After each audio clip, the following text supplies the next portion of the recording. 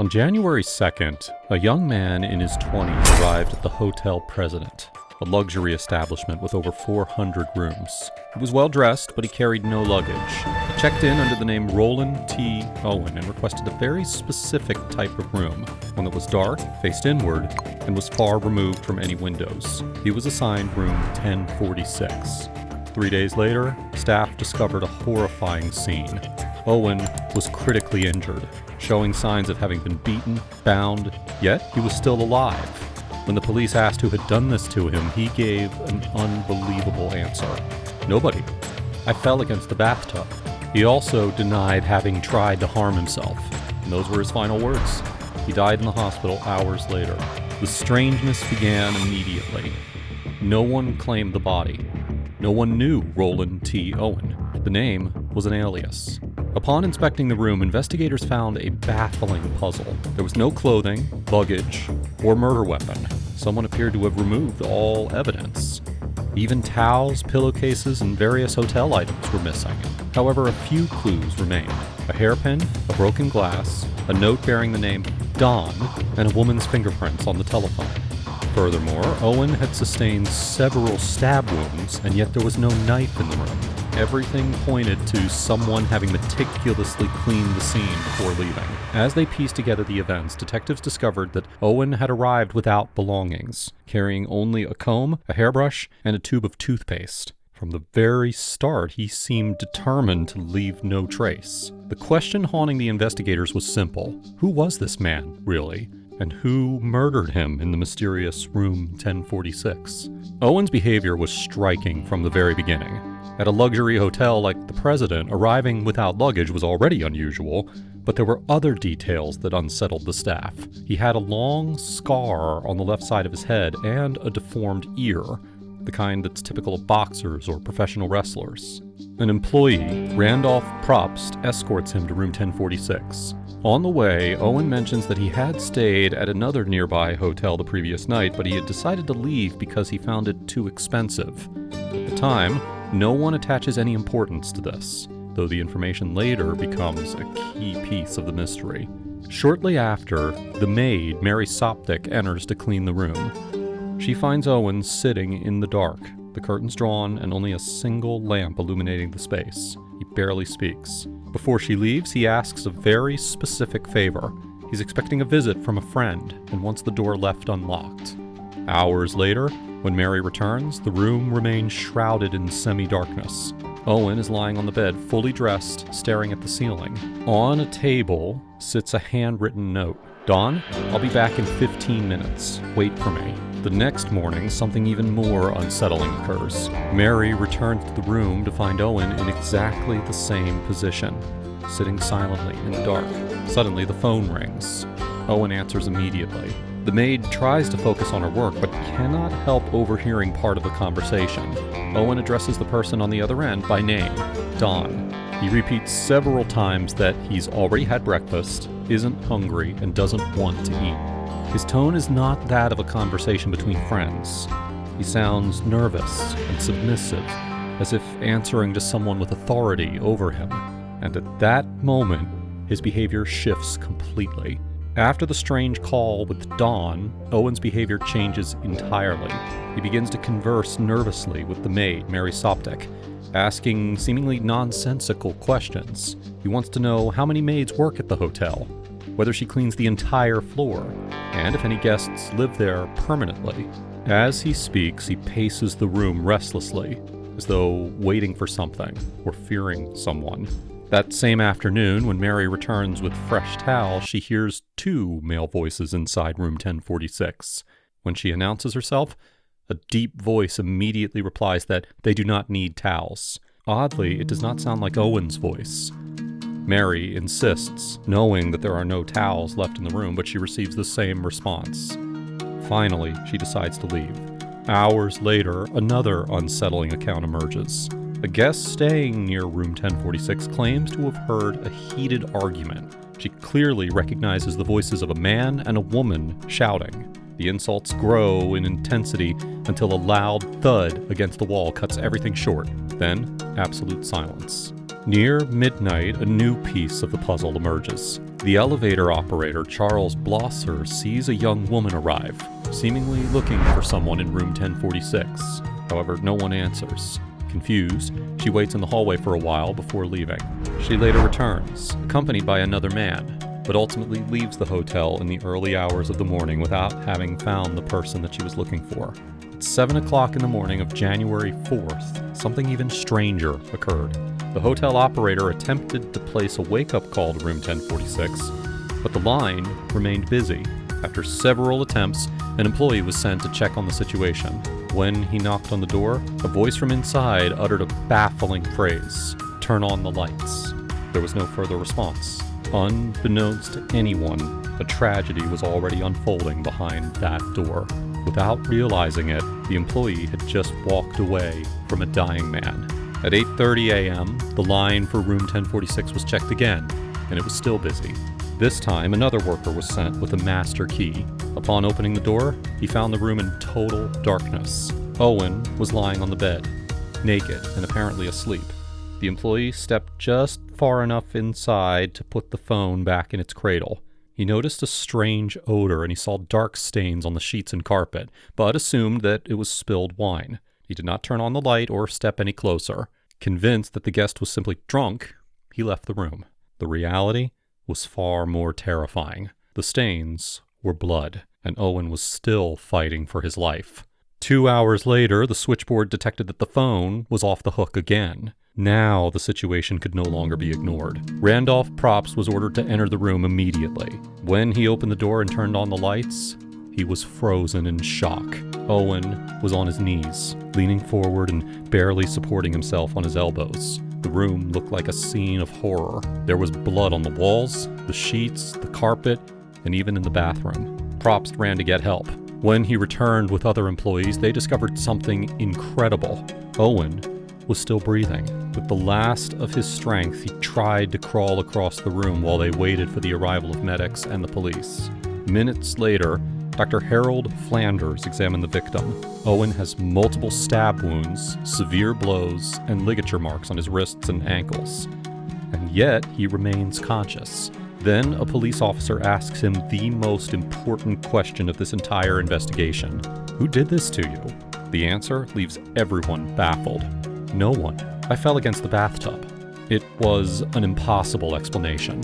His injuries showed that he had been brutally attacked, and yet Owen refused to name anyone responsible. Hours later, he died in the hospital. News of the incident spread throughout Kansas City. A man with no real identity, a room full of mysteries, and the enigmatic appearance of a name that would surface again and again during the investigation: Don.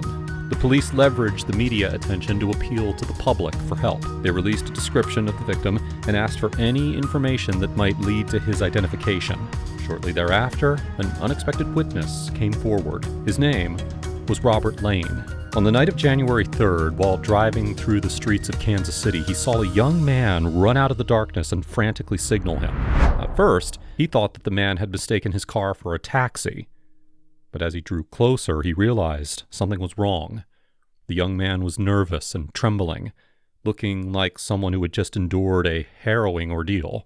Lane agreed to drive him to an area where he could find transportation. During the ride, he noticed visible wounds on the young man's arm and bruised knuckles, suggesting a recent fight. He asked if the young man had gotten into trouble. The reply chilled him to the bone. "Tomorrow, I'm going to kill someone." His tone didn't sound like a joke. He sounded serious, filled with rage and resentment. After that, the young man barely spoke another word. Upon reaching a taxi stand, he thanked Lane for the ride and then vanished into the night. Days later, after reading the news, Robert Lane went to identify the body. He had no doubt. The young man that he had picked up that night was Roland T. Owen. His statement completely changed the course of the investigation. It meant that Owen had left the hotel in the hours leading up to the attack. He had been injured, frightened, and possibly looking for someone. And yet, for reasons unknown, he ended up returning to room 1046, the place where he would ultimately die. The big question was, why? Meanwhile, the detectives were trying to solve another equally important mystery, discovering who the victim really was. The name Roland T. Owen seemed authentic, but no one claimed the body and no one recognized the identity. When they sent their prints to different police agencies, including Los Angeles, the response was overwhelming. There was no such person as Roland T. Owen. The name was a fake, and with that, the case grew even more mysterious. People distributed photographs of the victim's face across the country, highlighting his distinctive scalp scar, his cauliflower ear, and his youthful appearance. The images appeared in newspapers throughout much of America, and yet his identity remained a mystery. Then, investigators recalled a crucial detail. Before checking into the hotel president, Owen had mentioned spending the night at another nearby hotel, the Mühlebach. Upon checking the records, they discovered something odd. There was no record of a Roland T. Owen. However, they did find a guest whose physical description matched his perfectly. He had registered under a different name, Eugene K. Scott. The handwriting on the registration form was virtually identical. Detectives investigated this identity, only to face the same result. Eugene K. Scott did not exist either. It was another alias. They now had a clearer picture of the victim. He used false names, traveled without luggage, avoided drawing attention to himself, and seemed to be living in hiding. The question was no longer just who had killed him, but who he was fleeing from. As the weeks passed, public interest began to wane. New crimes dominated the headlines, and the investigation stalled. The body remained at the funeral home unclaimed for 2 months.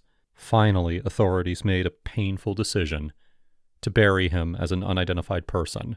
But just when the case seemed destined to be forgotten, something unexpected happened. Hours before the burial, the funeral home received an anonymous call. A man asked that the body not be buried yet. He promised to cover all expenses, insisting that the man deserved a dignified funeral.